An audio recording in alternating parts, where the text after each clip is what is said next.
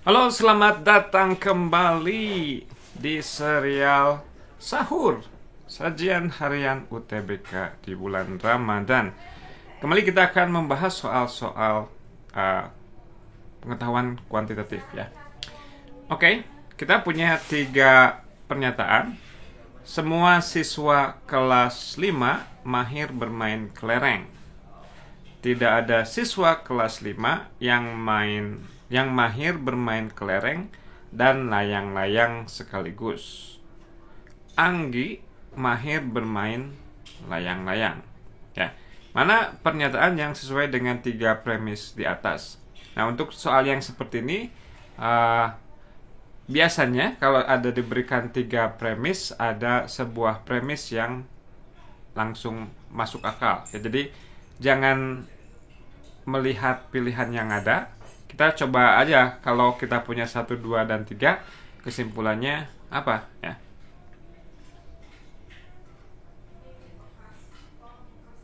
Oke. Oke, misalkan ini Anggi mahir bermain layang-layang ya.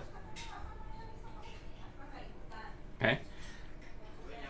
Apakah mungkin Anggi merupakan siswa kelas 5? Ya. Jika Anggi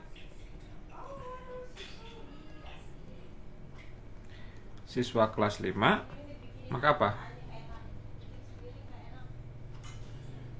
Maka menurut pernyataan yang pertama, Anggi mahir bermain kelereng ya.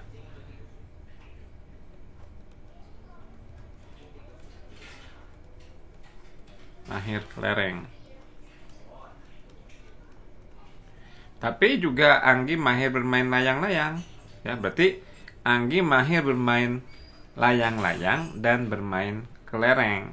Nah, tapi ini menurut pernyataan 2 nggak ada kelas 5 yang mahir kedua-duanya. Berarti pengandaian di sini mungkin ini lebih tepatnya kita andai aja ya. Andaikan Anggi siswa kelas 5, maka ada terjadinya kontradiksi ya, yang mengakibatkan Anggi adalah kelas 5 yang mahir bermain kelereng dan mahir bermain layang-layang sekaligus, dan nggak ada yang seperti itu. Jadi haruslah yang ini. Oke.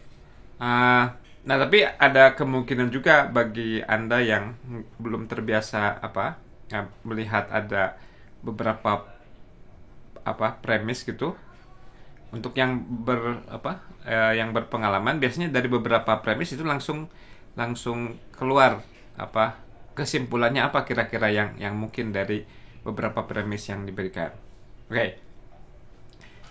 Kita lihat apa kesalahan dari masing-masing statement ya. Yang A, sebagai siswa kelas 5, kita nggak tahu Angginya kelas 5 atau enggak ya. Jadi nggak boleh bilang sebagai siswa kelas 5. Anggi dan siswa kelas 5 mahir bermain layang-layang.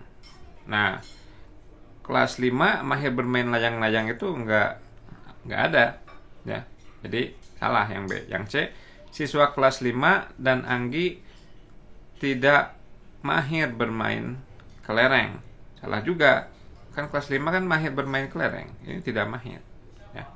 Ini pilihannya cukup obvious kesalahannya ya. Cukup jelas kesalahannya. Sebagian siswa kelas 5 termasuk Anggi mahir bermain layang-layang. Nah, ini mengasumsikan bahwa Angginya merupakan siswa kelas 5 ya. Oke. Kita lanjutkan dengan soal berikutnya. Ini ada soal tentang distribusi normal. Katanya sih soal pengetahuan kuantitatif tahun lalu.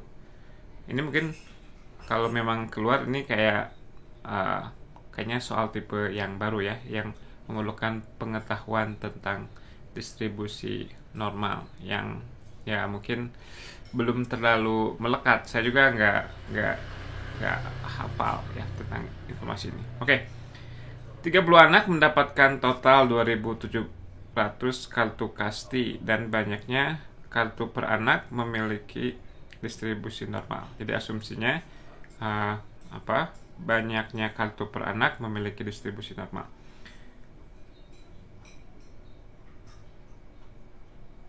Oh, ini kayaknya ada yang kelewat. Ya, ini saya ngetiknya nggak lengkap nih. Kita skip aja yang ini. Sorry. Oke, soal lengkapnya harusnya begini, ada ininya. Jika 16%-nya memiliki kurang dari 70 kartu kasti dan banyak kartu per anak memiliki distribusi normal, berapa persen dari anak-anak tersebut yang memiliki lebih dari 130 kartu kasti? Nah, ini perlu apa? Perlu pengetahuan tentang distribusi normal sebagai berikut. Saya ambil diagramnya dari Byju's.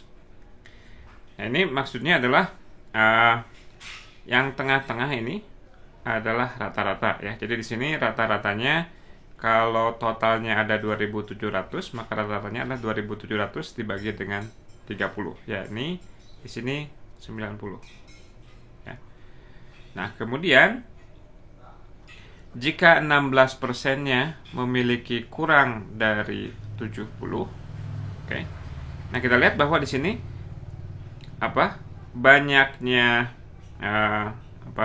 banyaknya populasi yang di antara rata-rata dan satu simpangan baku, yakni rata-rata dikurangi satu simpangan baku sampai rata-rata tambah satu simpangan baku, itu ada 68% data ya. Nah, kalau di sini 68%, berarti total sisanya ini plus ini adalah 32 ya. Berarti yang ini 16% nih yang diarsir. Nah, itulah kenapa kita perlu gambar ini, karena ada angka 16%-nya. Ini bilang bahwa yang bernilai kurang dari 70 ada 16%. Nah, kalau begitu yang ini itu angka 70 ya. Karena banyaknya populasi yang diarsir itu ada sebanyak 16% ya. Dan ini tepat dia ketika nilainya lebih kecil sama dengan 70. Nah, ini menunjukkan bahwa si simpangan bakunya, jadi 90 dikurangi 1 sigma harus sama dengan 70. Berarti simpangan bakunya adalah 20. Nah, yang ditanya adalah apa yang terjadi atau berapa persen untuk anak-anak yang memiliki lebih dari 130 kartu kasti. 130 itu yang mana? Yang ini rata-rata tambah satu simpangan baku. 90 tambah 20. Ini 110. Kemudian tambah 20 lagi, ini 130. Jadi kita ingin mencari yang bagian ini berapa persen ya. Nah, menurut informasi ini dari mu dikurangi 2 sigma sampai mu ditambah 2 sigma itu besarnya adalah 95%. Berarti di ekornya, yakni yang berwarna kuning plus yang berwarna kuning, dua yang warna kuning ini totalnya adalah 5%. Berarti kalau yang ini saja, ini adalah setengahnya dari 5%. Jadi ini 2,5% ya. Dan kita ambil pilihan yang paling mendekati, yakni yang A. Begitu. Oke, kita lanjutkan dengan nomor 13. Jika himpunan A berisi bilangan bulat berurutan, yang mana yang tidak bisa benar, mediannya sama dengan rata-rata. Oke, mungkin benar nggak? Ingat, median itu yang tengah-tengah. Jadi kalau misalkan angkanya 1, 2, 3, mediannya 2, rata-ratanya 1 tambah 2 tambah 3 dibagi 3, 2 juga. Jadi ini bisa benar yang satu ya. Rata-ratanya sama dengan 0 ya, misalnya min 1,1, rata-ratanya 0 kan. Yang penting adalah bilangan bulat. Jadi 1 dan 2 mungkin benar. Mediannya sama dengan modus. Oke, kita pikirkan ya yang ini. Mediannya mungkin sama dengan modus nggak? Oke,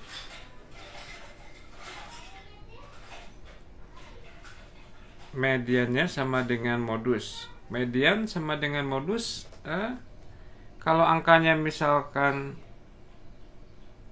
satu semua gitu, misalkan gini, ini mediannya satu, modusnya juga satu. Manakah yang tidak bisa benar? 1, 2, dan 3. 1 bisa benar, 2 bisa benar, 3 juga bisa benar. Bentar, saya cek dulu apakah saya salah ketik soal atau enggak. Oke, kita perlu hati-hati nih baca soalnya. Bilangan bulat berurutan ya. Bilangan bulat berurutan. Oke.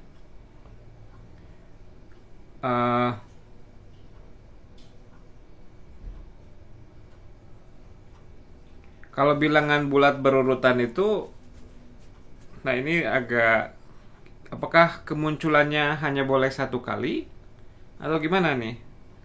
Ini agak membingungkan ya. Oke, tapi kita lihat lagi yang kedua. Kalau bilangannya berurutan, apakah mungkin rata-ratanya sama dengan 0? Ya, kita bisa ambil misalkan min 1, 0, 1 ya. Nah, mungkin ini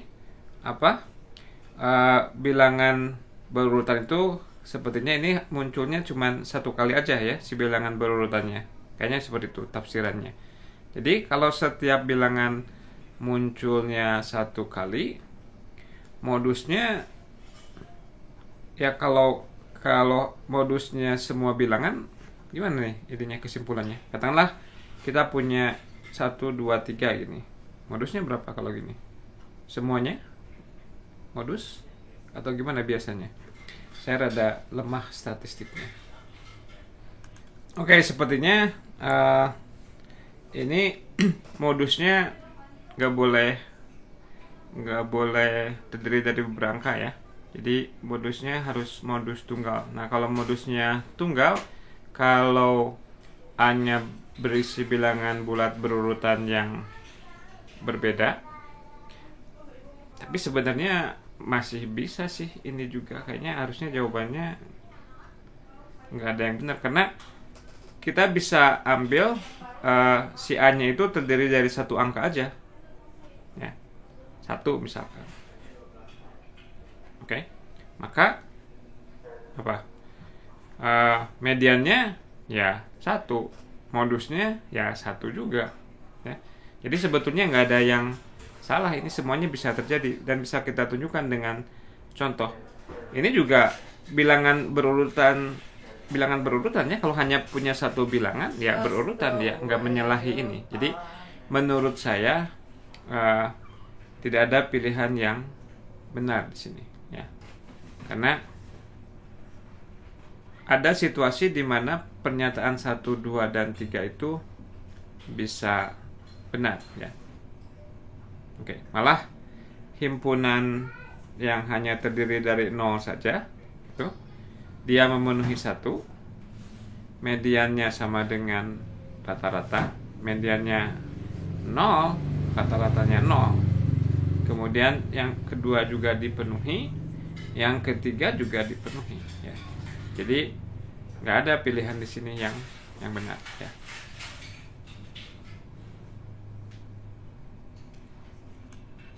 Oke, kita lanjutkan pada gambar berikut. Berapakah nilai dari X? Oke, Anda lihat dulu sebentar sambil saya menyalakan highlight. Oke. Oke, kita lihat-lihat ini ada triple Pythagoras nih. Ini juga kayaknya nggak lengkap. Ini kita asumsikan aja ya bahwa soal itu harusnya di sini ada tegak lurusnya ya. Karena kalau enggak ya nggak bisa jawab kita. Kalau ini tegak lurus, ini 6, ini 8 menurut triple Pythagoras, yang ini 10.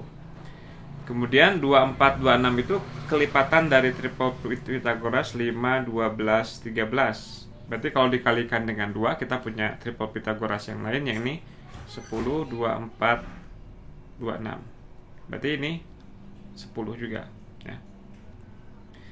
Nah, kalau ini 10, ini 10, meskipun gambarnya nggak menunjukkan bahwa mereka panjangnya sama, maka si sudutnya, maka si segitiganya merupakan segitiga sama kaki. Kalau ini sama kaki, berarti sudut yang ini sama dengan sudut yang ini. Berarti ini 70 derajat juga. Total ini dan ini 140 derajat. Berarti sisanya adalah 40 derajat. Karena kita menginginkan hasil penjumlahan total ketiga sudut ini menjadi 180 derajat. Jadi 70 tambah 70 tambah berapa menjadi 180. Dan tentu saja jawabannya adalah 40. Oke, kita kerjakan soal yang berikutnya. Diketahui PQ sama dengan PM dan kita ingin mengetahui luas dari segitiga PQR. Misalkan kita punya dua informasi. Informasi yang pertama adalah sudut PQR-nya 60 derajat dan informasi yang kedua panjangnya QR sama dengan 10. Oke, kita lihat sekarang apa konsekuensi dari PQ sama dengan PR. Oke, kalau PQ sama dengan PR, ini sama panjang.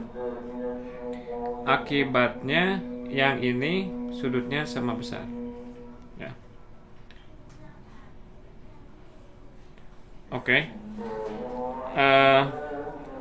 Kemudian